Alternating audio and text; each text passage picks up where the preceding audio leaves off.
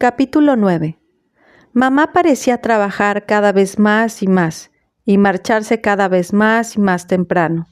No volvía hasta mucho después de que hubiese desaparecido el sol, y se levantaba mucho antes del amanecer para maquillarse.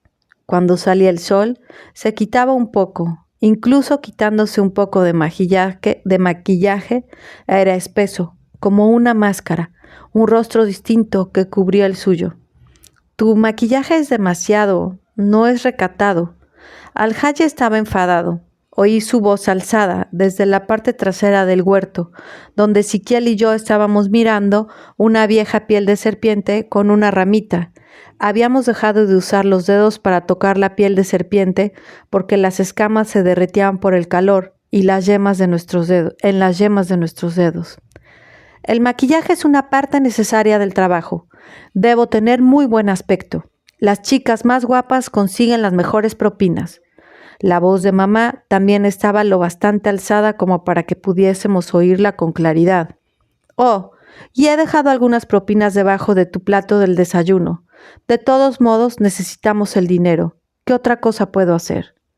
Ajá, la situación económica no es tan mala como para que tengas que cambiarte la cara. No tenemos dinero para la medicación de Ezequiel, las tasas del colegio, la comida y el agua, e incluso si la NEPA nos diese electricidad, ahora no podríamos pagarla. Ezequiel soltó su ramita y levantó la vista. Yo le miré. Las cosas no están tan mal. Tengo ideas excelentes para conseguir dinero. Hay mucho negocio en el club ejecutivo. Está bien, susurré. Mamá está exagerando. Pero cada mañana Al-Haji aparentaba olisquear su plátano y sus huevos de camino al rezo. Aunque yo sabía que estaba comprobando cuántos billetes de dólar le había dejado mamá, no volvió a mencionar el asunto del maquillaje. ¿Qué puede decir él?, preguntó mamá. Estaba de pie junto a abuela en el río, lavándose los brazos con jabón. Las dos llevaban wrappers atados por debajo de los sobacos. No le vi sentido. Ninguno de los chicos o los hombres llevaban nunca tan río abajo. Estaban a punto de unirme a ellas para lavarme, pero algo en la voz de mamá me hizo pararme y quedarme de pie detrás de los arbustos. Ni siquiera ha pagado la cuota nupcial de Celestine este mes, siguió mamá. Y ese club ejecutivo dice que está haciendo negocios ahí, pero solo está agotando los recursos.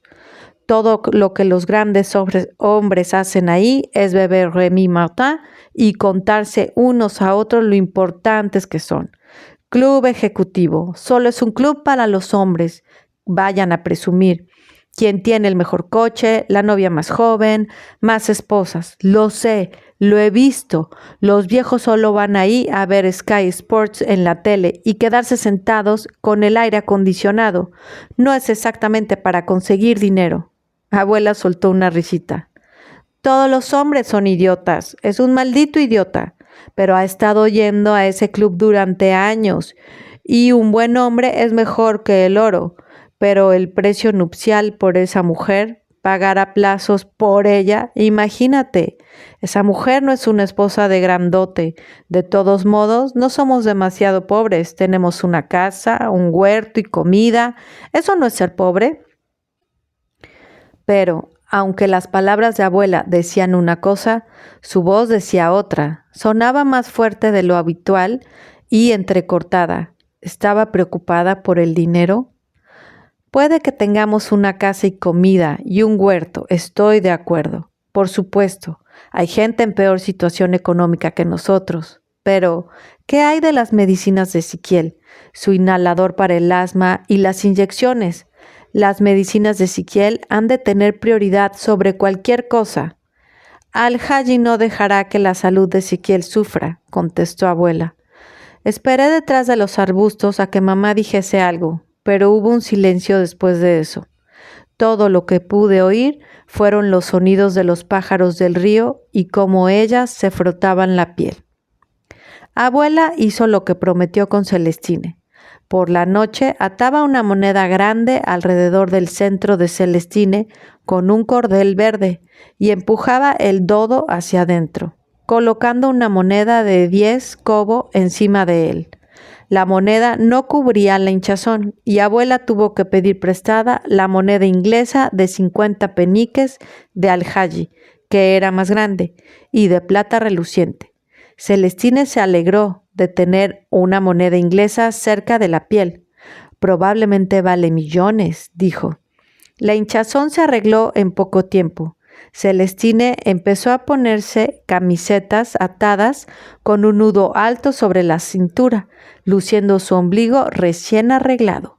Al-Haji le dijo que estaba demasiado gorda para esa exposición, pero abuela se reía cada vez que veía a Celestine cargando agua con un cubo apoyado sobre su postizo o barriendo el suelo con los pechos casi colgando por fuera de la ropa. Llevaba un sujetador 3 tallas más pequeño, lo que le daba aspecto de tener 4 pechos. Se guardaba el pintalabios en el sujetador, incluso después de que se filtrase y le manchase el pecho derecho con un color llamado frambuesa deliciosa. Celestine le indicaba el color a cualquiera que pareciese estar mirando la mancha. No importaba que Al-Haji le dijese muy a menudo que fuera recatada. Ella lo ignoraba y abuela se reía incluso más. Cada hombre tiene lo que merece, dijo abuela. Al cabo de un mes, Al-Haji dejó de visitar la habitación de Celestine por la noche y empezó a decir: «Calla, tonta», por las tardes cuando él prefería estar tranquilo. Celestine caminaba por el recinto pasándose la lengua por los dientes y diciendo: «Si tuviésemos un generador, podríamos tener televisión». O «Aquí nunca hay ninguna fiesta, estoy tan aburrida que podría morirme». «Me siento tan sola», dijo una vez. Su inglés estaba mejorando. Yo iba por agua con un cubo en cada mano. La ignoré y seguí caminando. Celestine intentó no llorar. Me di la vuelta. Estaba sentada en el suelo con su wrapper abierto en abanico a su alrededor sobre el suelo. Parecía un bebé demasiado grande. Pensé en lo sola que me sentí al llegar ahí, cuando echaba de menos Lagos. «¿Cómo puedes sentirte sola? Aquí hay mucha gente». Celestine me sonrió. «Aquí toda la gente me odia», contestó. Caminé hacia Celestine y le puse una mano sobre el hombro. «Nadie te odia», dije, «solo que esto es distinto. Eso es todo». Celestine levantó la mirada hacia mí y sonrió. Por mi situación como esposa de Al-Haji, el pago por la novia que gastó por mí fue alto, pero soy una persona muy agradable y educada. Si tan solo me dieran una oportunidad, hasta compartiría mis cosas. Tengo muchas, incluso mis películas. Estoy comprando esas películas y vosotros ni siquiera tenéis televisión o reproductor de DVD y ni siquiera generador eléctrico. Volvió a intentar no llorar. «Una película de enanos kung fu», dijo entre lamentos, «muy divertida, y no hay forma de verla». Sacó una caja de su bolso y me la enseñó. Miré la cubierta. Un hombre diminuto estaba en el aire, con las piernas abiertas, a punto de darle una patada con el pie en la cabeza a otro hombre diminuto. Celestine me hizo señas con la mano para que me acercase. Me agaché sobre el suelo junto a ella. Se inclinó hacia mi oído tapándose la boca con la mano. «Si tuviésemos reproductor de DVD», cuchicheó, «podré enseñarte una película de sexo con enanos. Muy, muy, muy divertida». «Prueba esto, por favor». Había pasado una semana. Celestine agitó un pedazo de carne delante de Al-Haji. Abuela acababa de servir pata de vaca y yo ya estaba chupando y masticando, chupando y masticando. La pata de vaca tenía un sabor dulce. Tenía el estómago hinchado, pero no podía dejar de comer. Abuela dijo que la carne era demasiado barata y hacía falta freírla en aceite de cacahuate, de forma que Ezequiel tuvo que conformarse con mojar pounded jam en aceite de palma. Miraba mi pata de vaca. El siguiente bocado no me supo dulce en absoluto. Celestine sujetaba la grasa blanca, el hueso y el cartílago hacia la luz. «Esto podría estar envenenado». «Estúpida, come». Al-Haji miró al cielo, suspiró y levantó el cuenco hasta su barbilla. Esa rival podría haberme envenenado. Cómetelo y deja de estar esa tontería. Celestine puso la pata de vaca de nuevo en su cuenco. Miró de reojo a abuela, que siguió sirviendo la cena como si Celestine ni siquiera existiese. Todo el mundo sabe que es Amusu, una bruja. Hubo un silencio. Nadie se atrevió a tragar. El jugo de la pata de vaca me goteó por la barbilla, pero lo limpié. Lo notaba como un insecto arrastrándose hacia abajo por mi cara. De pronto abuela se acercó a Celestine con una cuchara de madera. Nunca había visto a nadie moverse tan deprisa. «¡Te voy a dar, maldita estúpida!» Golpeó a Celestine en la cabeza y empezó a gritar. «Una mosca que acepta pasear por la casa de una araña puede que nunca viva para ver un nuevo día». De alguna forma el ralo postizo de pelo rojo se enganchó en la cuchara y salió de la cabeza de Celestine. Después cruzó rápidamente la veranda, donde se quedó tirado como una rata muerta. La cabeza casi calva de Celestine relució. Abuela le pegó repetidas veces. Contra la cabeza de Celestine, la cuchara sonaba como alguien aplaudiendo muy fuerte. Sonaba como los aplausos lejanos que oía a veces por la noche, pero más cerca. Mamá, Ezequiel y yo entramos corriendo en casa y nos quedamos de pie en la entrada. Las dos mujeres iban de un lado a otro de la veranda. Abuela golpeando a Celestine y Celestine tratando de apartarse. Abuela era más rápida. Sin importar hacia dónde se moviese Celestine, la cuchara permanecía cerca de su cabeza. Ezequiel empezó a reírse. Señaló el postizo rata que estaba en el suelo. Sentí que la risa se mezclaba con mi estómago, con la pata de vaca y el miedo, y se volvía más grande hasta que no pude evitar reírme con él. Mamá le dio a él una cachetada en la parte superior de la cabeza y después a mí, pero no podíamos parar de reír.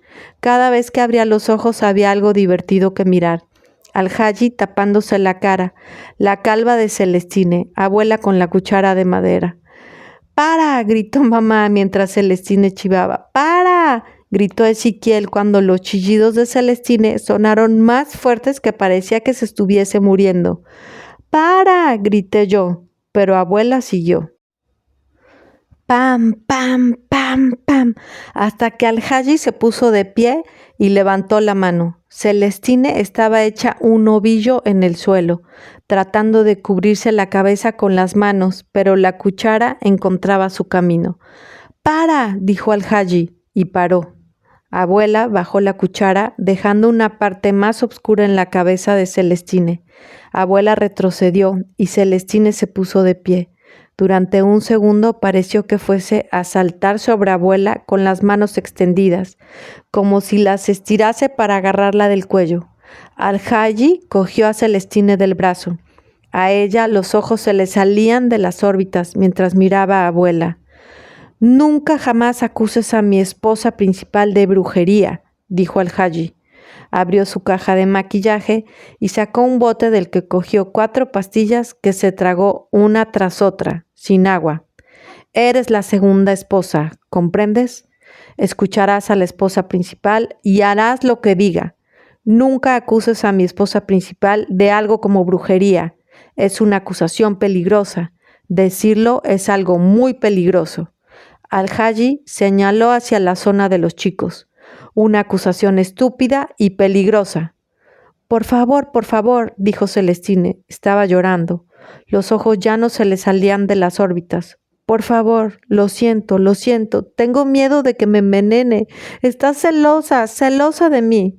«Vamos», exclamó Al-Haji. «No te lo volveré a decir». Apuntó con el brazo, separándolo lo más del cuerpo hacia la zona de los chicos. Su brazo era muy largo, era tan largo como una de sus piernas.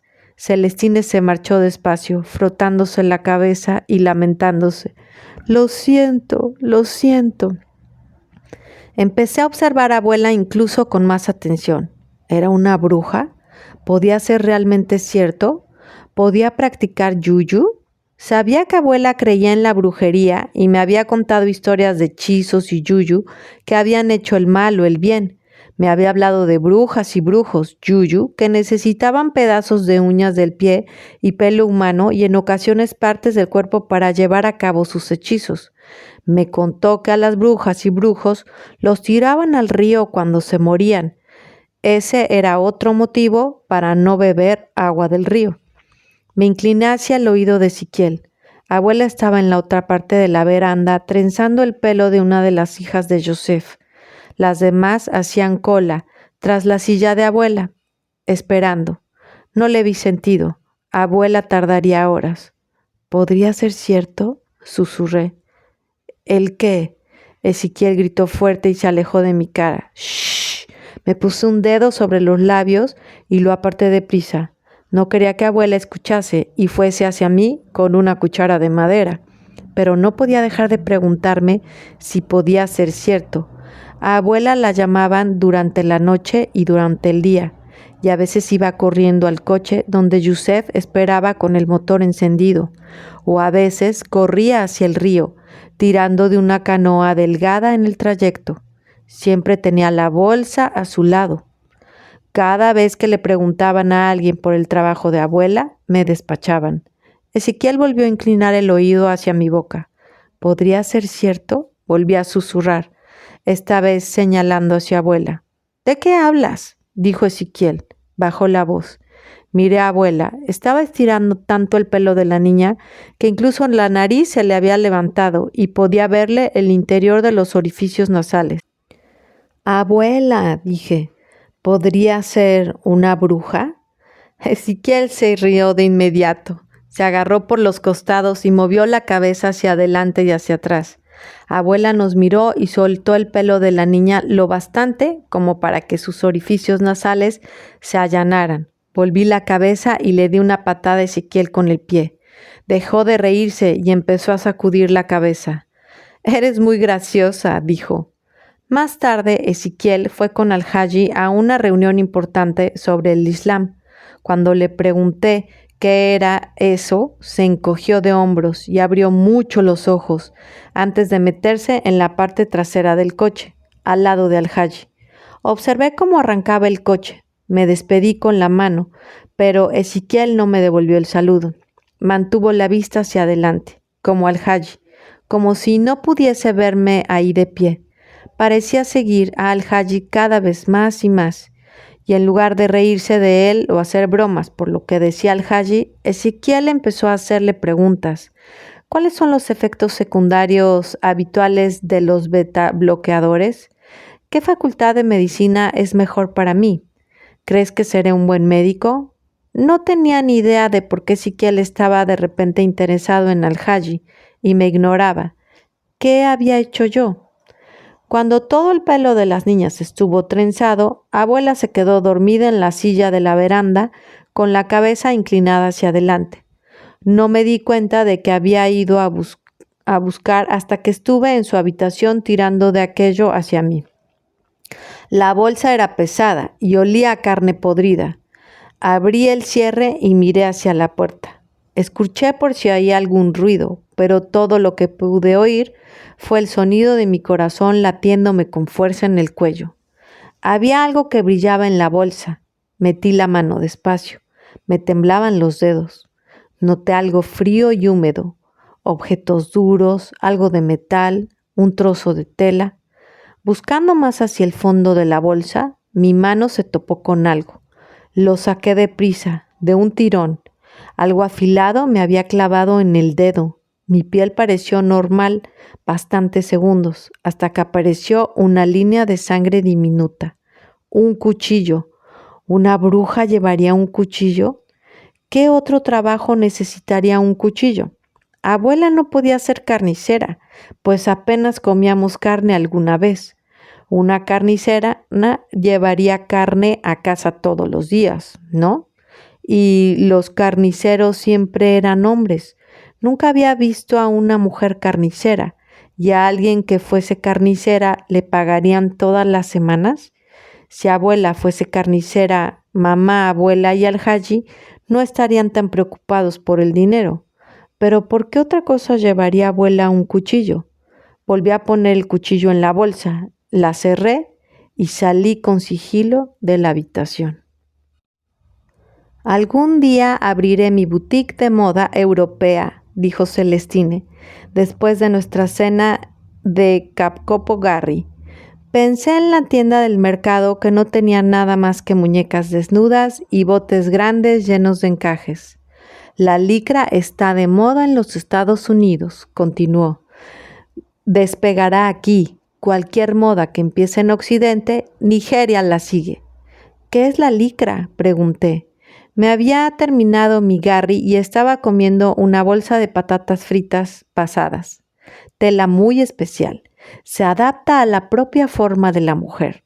Celestine se levantó el wrapper para mostrarme una combinación y tiró de ella. Se estiró y después volvió al sitio cuando Celestine la soltó. Miré rápidamente a Al-Haji, que seguía comiendo su bolsa de patatas fritas. Toda la ropa será de licra en el futuro, dijo Celestine. Te hace parecer más delgada. Levanté tanto las cejas que Siquiel me pellizcó en el brazo. Es una idea estúpida. Para un trabajo, habló abuela. No es un trabajo recatado. Celestine negó con la cabeza. No, hermana, es una muy buena idea para un negocio. La licra evita el sudor. Muy bueno en climas cálidos. Mantiene el cuerpo más fresco. Es una idea estúpida, maldita chica estúpida, continuó abuela. ¿Licra? ¿Para esposas de musulmana de un jefe? No es recatado. Podría estar bien para cristianos, pero el Islam afirma que la licra no es recatada para las mujeres. ¿Dónde dice que la licra no es buena? No está en el Corán. Enséñame dónde. No sabes leer, maldita estúpida, así que no puedo enseñártelo. Al-Haji abrió la boca para hablar, pero no había hueco por donde colarse entre las palabras de las mujeres, hasta que abuela preguntó, ¿qué piensas? Al-Haji suspiró. Parecía cansado. La piel flácida de su cara estaba incluso más flácida colgándole alrededor del cuello. Como ingeniero, sé de tejidos, dijo. Abuela tiene razón. La licra es demasiado calurosa. Celestine movió la mandíbula inferior hacia adelante y cruzó los brazos. También es demasiado apretada, nada recatada. No es apropiado que la esposa de Al-Haji lleve ropa así de apretada. ¿Comprendes? Nadie habló. Durante varios minutos se oyó el sonido que hacíamos al masticar y unos gritos lejanos.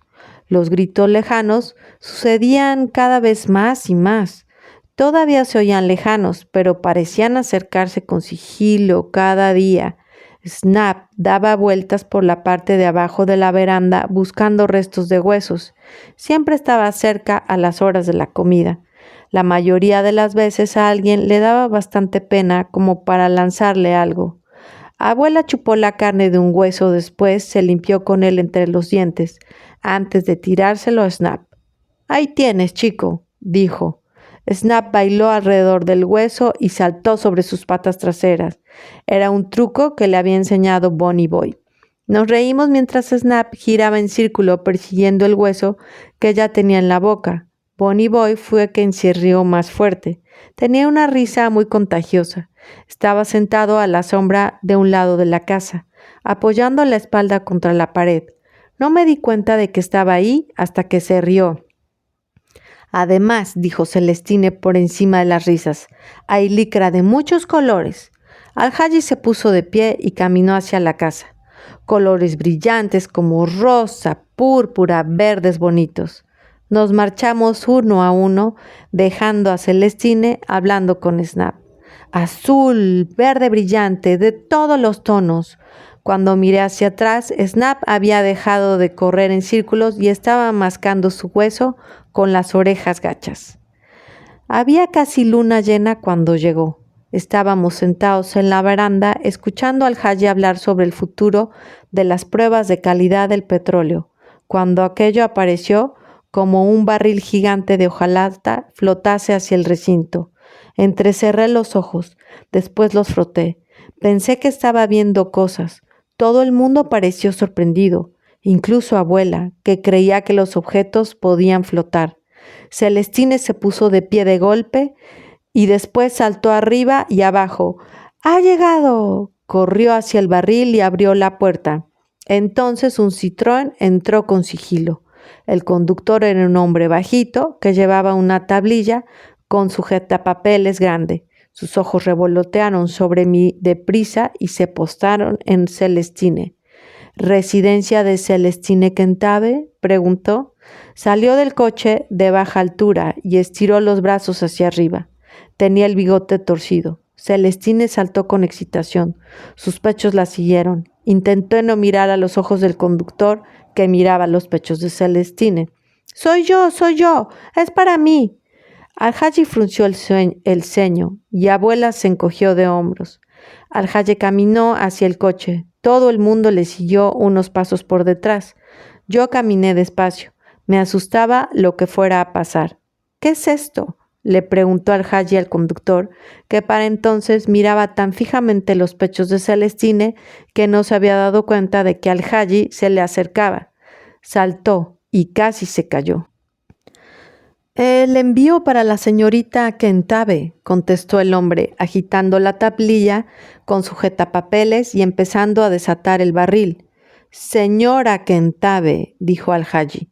Se quedó plantado en medio del espacio que había entre los ojos del conductor y los pechos de Celestine. El barril rodó para bajar del coche y cayó con gran estrépito al suelo. Abuela puso las manos en los hombros de Celestine y ésta dejó de saltar de un lado a otro. Me quedé quieta detrás de abuela, intentando volverme invisible. Ezequiel estaba muy cerca de mí. Podía notar cómo se estaba aguantando la risa en el estómago. ¿Qué es?, preguntó abuela. Celestine sonrió ampliamente. Sus ojos desaparecieron. Empezó a bailar una danza o giwi, moviendo el trasero con una música imaginaria. Su trasero sobresalía como un estante. Podría haberse usado para apoyar una taza. ¡Licra!, gritó. ¡Licra para mi boutique de moda europea!